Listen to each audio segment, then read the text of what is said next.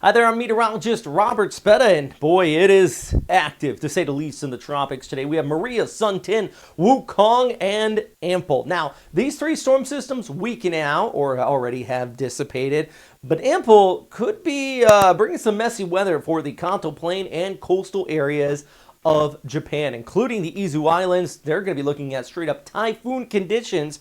But also, my friends here in the military, even stretching over towards Yokosuka, you could be looking at the very least some tropical storm strength conditions here on our Friday. Before I get into the details with this update, I want to say a big thanks to everybody who supports this channel and our latest sponsorship. And that is Frontrunner Financial Consultancy. If you're in the market for affordable U.S. tax accounting and bookkeeping offered by U.S. qualified accountants, then choosing them is your best option. I know when I lived overseas, I had a hard time finding someone to help me with my taxes. So if you're in Japan, the Philippines, or anywhere else, check them out at frontrunnertaxfinancial.com and make sure you give them a shout out and say thanks for supporting this channel.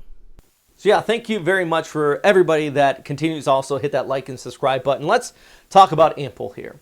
Where is it right now? Where is it going? Well, at the time, it is still a tropical storm, but it is expected to continue to strengthen into a typhoon as it pulls off towards the north. Starting to see that nice inflow. I shouldn't say nice, but as far as tropical systems are concerned, it does have plenty of inflow wrapping in behind it, and that's going to allow this to strengthen. We do have a little bit of a shear on it. Also, its interaction with Wukong here towards the east. But as soon as this storm system moves away, it's going to kind of gather its own energy and allow it to strengthen as it pulls off here, running right over the Izu Islands and then just skirting the coastline of Chiba Prefecture.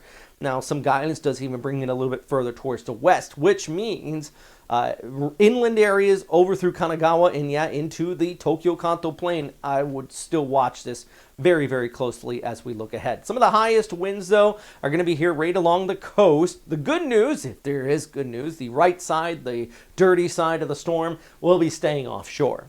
But we're still going to be looking at gusty conditions here along the coast, and also, as I mentioned, into Tokyo Bay, because those winds are going to get funneled out across the bay, and I think these exposed areas in Yokohama, even Yokosuka, double up those lines if you're out there on any of the ships there, because that water is going to be kind of pushed right up the bay towards our coastal areas here.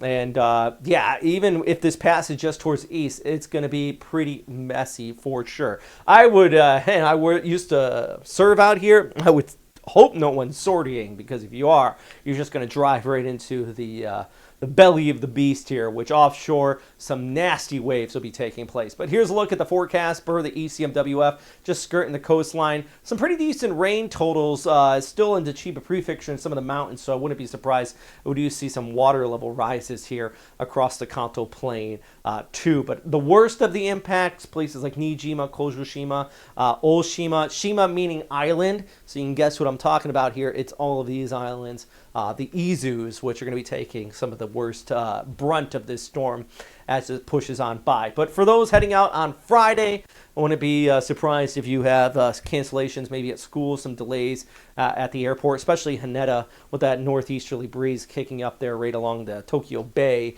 and not to mention train delays too. But the good news, of my time out there, you kind of get used to it. Life doesn't slow down too much for tropical systems, but you want to continue to, keep an eye on it. Anyways, I wouldn't be surprised if we get some advisories in place, warnings. If you see these on your phone, these right here, there's a rough translation, especially those emergency level ones. You want to take those seriously. Advisories, a little bit less. Oof. Why is that so messy? Point is, that area in red indicating about 3 to 6 meters along the coast, and offshore could be up to 4 to 8 meter high waves just offshore. So it is going to be absolutely nasty for any shipping interest out there. And surfers, maybe leading up to it on Thursday, you could have some good waves. But by Friday, I would stay away from our coastal areas here, because it's not going to be a very pleasant surfing experience by any means.